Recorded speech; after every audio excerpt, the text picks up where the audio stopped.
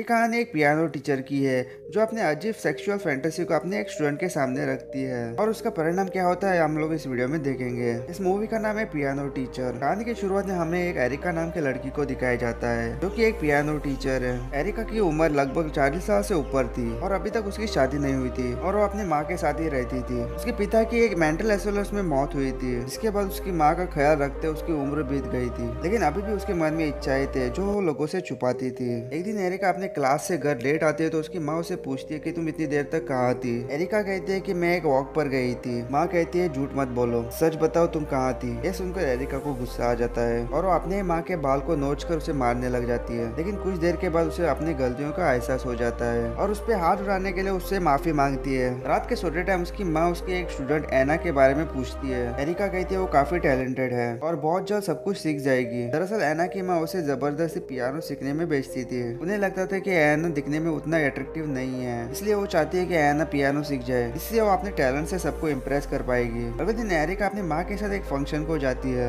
जहाँ लिफ्ट के पास एक लड़का मिलता है, मगर वो लड़का लिफ्ट के अंदर घुसने से पहले एरिका गेट को बंद कर देती है। वो लड़का सीढ़ी से ऊपर चढ़ता है और उनसे पहले पहुंच जाता है। इस लड़के का नाम होता है वॉल्टर और वो उस आदमी का भतीजा था जिसने फंक्शन ऑर्गेनाइज किया था। अंदर एरिका सबके सामने पियानो बजाती है और वॉल्टर उसे एक तक देखने लगता है। म्यूजिक खत्म होने के बाद वहाँ मौजूद सभी लोग उसकी तारीफ करने लग जाते हैं। इसके बाद सभी लोग खाना खाने जाते हैं तब वॉल्टर एरिका के पास आ जाता है और उसका खूब तारीफ करता है। दोनों म्यूजिक के बारे में काफी बातें करते हैं और वॉल्टर एरिका के ऊपर पूरी तरह से फिदा हो जाता है। डिनर खत्म होने के बाद वॉल्टर का अंकल उसे स्टेज पे बुलाता है और कहता है कि हालांकि वॉल्टर इंजीनियर स्टूडेंट है पर उसका म्यूजिक में काफी ज्यादा इंटरेस्ट है और वो उसे पियानो प्ले करने के लिए बोलते हैं। वॉल्टर काफी अच्छा पियानो बजाता है और एरिका के साथ वहाँ मौजूद सभी लोग एंजॉय करते हैं। अगले दिन एना की माँ एरिका से मिलने आ जाती है और वो पूछती है कि वो क्यों एना को जुबली एसोसिएशन में पियानो प्ले करने के लिए नहीं दे रही है। एरिका कहती है कि एना बहुत हुनर लड़की है लेकिन अभी वो कंसर्ट में प्ले करने के लिए रेडी नहीं है। वो उसे और भी ज्यादा मेहनत करने के लिए कहती है ताकि आगे जाके वो हर एक कंसर्ट में प्ले कर सके। इसके बाद एरिका एक डीवीडी स्टोर में जाती है और वहाँ पर वो एक पॉन का सीडी लेती है और एक केबिन में जाके देखने लगती है। वहाँ नीचे रखा एक डस्टबिन में काफी यूज किए टिश्यू होते हैं जो उन लोगों के थे जो यहाँ पर पहले आ चुके थे।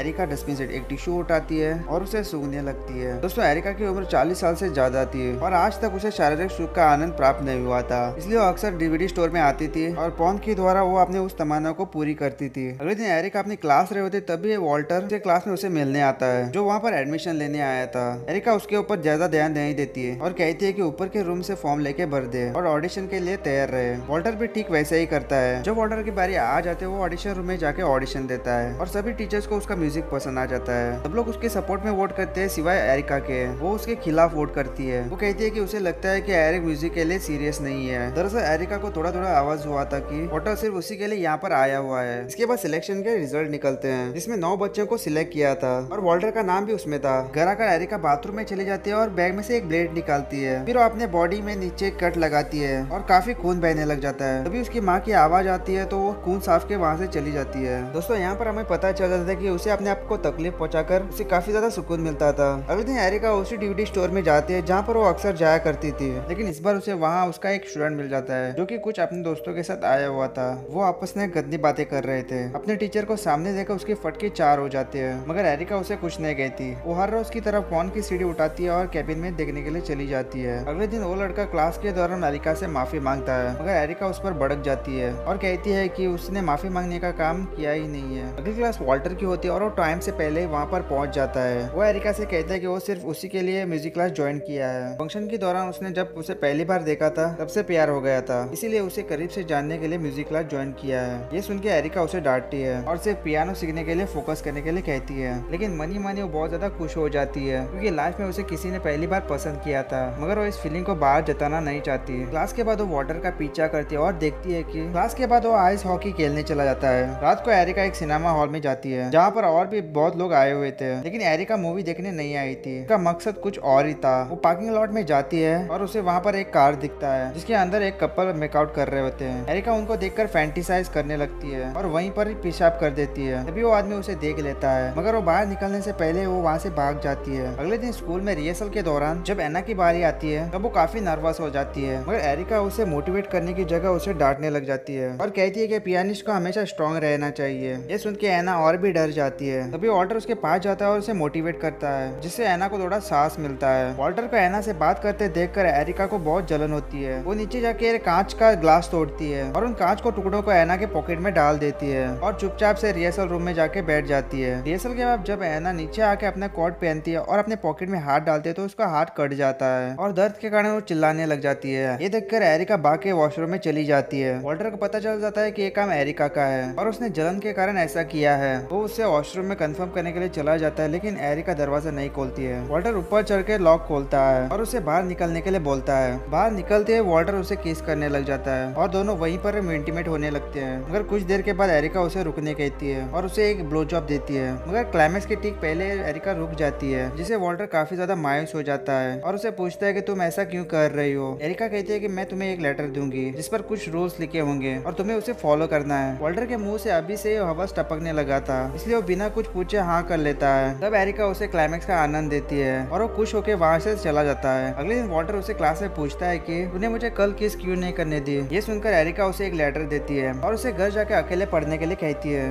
उसमें कुछ सेक्सुअल फैंटेसी लिखे हुए थे, जिसके हिसाब से वॉल्टर को आगे बढ़ना था। फिर जाके एरिका उसे अपने करीब आने देगी। ये सुनकर वॉल्टर से कहता है कि मैं तुमसे बहुत प्यार करता हूँ और मुझे किसी तरह का लेटर या इंस्ट्रक्शन की जरूरत नहीं है। ये सुनकर एरिका उसे कुछ नहीं कहती और वहाँ से चली जाती है। रात को जब एरिका अपने घर पहुँचते तो वहाँ पर वॉल्टर भी आ जाता है और उसे फिर से चूमने लगता है। एरिका उसे फिर से रोक लेती है और उसे वहाँ से जाने कहती है, मगर वॉल्टर उसके पीछे पीछे उसके रूम में चला जाता है और दरवाजा अंदर से बंद कर देते हैं। एरिका की माँ उन दोनों को देखकर दरवाजा खोलने कहती है, मगर वो लोग नहीं खोलते हैं। अंदर जब वॉल्टर उसके साथ इंटीमेट होने की कोशिश करता है तब एरिका उसे रोक लेती है और पहले लेटर पढ़ने के लिए कहती है। वॉल्टर जब उस लेटर को फाइनली पढ़ता है तो वो एकदम से चौंक जाता है। इसमें एरिका के कुछ सेक्सुअल डिजायर्स लिखे होते हैं जो काफी वाइल्ड है। वो चाहती थी कि वॉल्टर उसे अलग अलग तरीके यूज करे और उसे चोट पहुंचाए, उसे मारे, उसे तकलीफ पहुंचाए, क्योंकि इसी से उसे प्लेजर मिलती थी। उस लेटर में कुछ चीज बहुत अजीब थी जिसे पढ़कर वॉल्टर के फट जाती है। एरिका उसे कहती है कि उसे समीसी पसंद है। वो चाहती है कि इंटीमेट के दौरान वॉल्टर उसे डोमिनेट करे। के बाद वो बेड के नीचे से एक बॉक्स निकालती है जिसमें काफी ज्यादा चीजें थी, जैसे कि रस्सी, चेन और बहुत कुछ। वो कहती है कि बरसों से उसे यही तमन्ना थी जो तुम पूरी कर सकती हो। ये देखकर वॉल्टर काफी ज्यादा अवाका हो जाता है। वो कहता है कि तुम बीमार हो और तुम्हें इलाज की जरूरत है। ये सुनकर उसका दिल टूट जाता है और रोते हुए वो उससे प्यार मांगती है और कहती है कि अगर तुम मुझे मारना चाहते हो तो मार सकते हो। लेकिन वॉल्टर उसे कहता है कि मैं तुम्हें मारकर मैं मेरा हाथ गंदा नहीं करना चाहता हूँ और एक अगर वो वहाँ से चला जाता है। अभी रात को एरिका अपने बिस्तर पे मास्टरबेट करने लग जाती है और अपनी माँ को किस करने लगती है, क्योंकि उसकी इच्छाएं अधूरी रह गई थी। उसकी माँ उसे 2 चप्पड़ लगा के उसे शांत कराती है। दोस्तों, वो अपनी बेटी को पूरी तरह से समझती थी। उसके हस्बैंड के मौत के बाद एरिका ने बहुत ज्यादा मुश्किल को फेस किया था और उसके बीच में उसने अपनी नीड को ध्यान नहीं दिया। एरिका वॉल्टर के प्यार में इतनी पागल हो गई थी कि अगले दिन वो उसके हॉकी क्लब में मिलने पहुंच जाती है। वो उसे कहती है कि मैं तुमसे बहुत ज्यादा प्यार करती हूँ और मुझे तुम्हें वो लेटर नहीं देना चाहिए था। अभी से जैसे तुम्हें चाहे वैसा ही होगा। वॉल्टर उसे माफ कर देता है और दोनों ही वहीं पर मेकआउट करने लगते हैं। तभी एरिका अचानक से वहाँ पर उल्टी कर देती है। ये देखकर वॉल्टर और भी गुस्सा हो जाता है और उसे डांटने लग जाता है। एरिका अपसेट होकर वहाँ से निकल जाती है। रात को वॉल्टर गुस्सा होकर एरिका के घर पहुँचता है और उसे डांटने लगता है। वॉल्टर का आवाज सुनकर एरिका की माँ उठ जाती है और उसे रोकने की कोशिश करती है, लेकिन वॉल्टर उसे जबरदस्ती धक्का देकर रूम में बंद कर देता है। फिर वो आकर एरिका को एक थप्पड़ मारता है और कहता है कि तुम तो यही चाहती थी ना मैं तुम्हें मारूं, अब तुम्हें कैसा लग रहा है। फिर और एक जोरदार थप्पड़ मारता है जिससे वो नीचे गिर जाती है। फिर वो उसके मुंह पे किक मारता है जिससे उसके नाक से काफी ज्यादा खून बहने लग जाता है। एरिका उसे बार बार रुकने के लिए बोलती है, मगर वॉल्टर एक जानवर बन गया था। एरिका के बातों पर उसको कोई फर्क नहीं पड़ रहा था। फिर वो घायल एरिका के साथ जबरदस्ती करने लग जाता है और उसका काम पूरा होने के बाद वो वहाँ से निकल जाता है। अगले दिन जुबली कॉन्सर्ट का दिन होता है, जहाँ पर एरिका अपने बैग में चाकू रखती है और अपने माँ के साथ कॉन्सर्ट में पहुंच जाती है। जब वहाँ पर वॉल्टर पहुंचता है तो एरिका से कहता है कि वो उसकी परफॉर्मेंस देखने के लिए काफी ज्यादा एक्साइटेड है और ऐसे बिहेव करता है कि सब कुछ नॉर्मल है। उसके जाने के बाद एरिका अपने बैग से चाकू निकालती है और रहते हुए अपने आप को स्टैप करती है और कॉन्सर्ट से बाहर निकल जाती है। और इसी के साथ ये मूवी यहाँ पर खत्म हो जाती है। अगर आपको वीडियो जरा भी पसंद है तो वीडियो को लाइक और शेयर जरूर कीजिएगा और चैनल को अभी भी सब्सक्राइब नहीं आएगा तो जल्दी सब्सक्राइब करो। तो मिलते हैं और किसी कहानी में, तब तक के लिए बाय बाय।